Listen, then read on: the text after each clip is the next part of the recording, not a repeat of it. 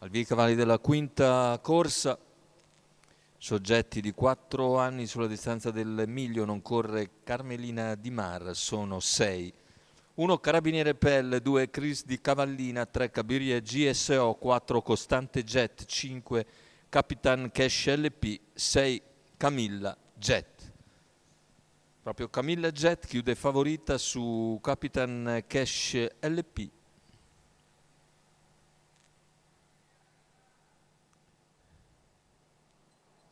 Macchina che stacca con l'errore numero di 4 Costante Jet squalificato, subito. numero 1 Carabiniere Pelle Capitan squalificato. Cash, ha sbagliato anche Carabiniere Pelle, in seconda posizione Chris di Cavallina. Anzi, in terza posizione ha preso intanto buon margine di vantaggio Capitan Cash, che ha completato in 14,5 i primi 200 metri di gara e ora si appresta a completare il quarto in 29,8. Seconda posizione per Cabiria GSO, ha spostato all'esterno Chris di Cavallina dalla terza posizione.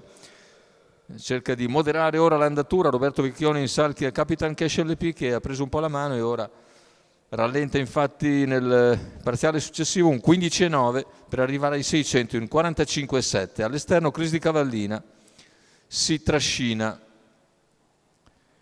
Camilla Jet. Tanto gli 800 completati in 1 minuto e 8 decimi. Sempre in vantaggio Capitan Cash LP, all'esterno si impegna Chris di Cavallina, se ne va il chilometro nell'ordine del 1,16,1. All'esterno anche Camilla Jet, lungo la corda invece rimane Cabiria GSO, sono rimasti in 4 a 500 dal palo con in vantaggio Capitan Cash LP, Chris di Cavallina all'esterno, 400 alla conclusione, ora un parziale in 14,6 con Capitan Cash che si mantiene leader nei confronti di Chris di Cavallina, che prova nuovamente l'attacco, poi Camilla Jet che sposta in terza ruota, completamento della piegata, ingresso addirittura d'arrivo. In bocca la dritta, in vantaggio Capitan Cash LP, deve vederselo ora con l'attacco a centropista di Camilla Jet insieme a Chris di Cavallina. Ultime battute con Camilla Jet che insiste all'attacco, si difende però fin sul palo e vince ancora Capitan Cash LP. 29,6 a chiudere, 1,14,5 sul miglio.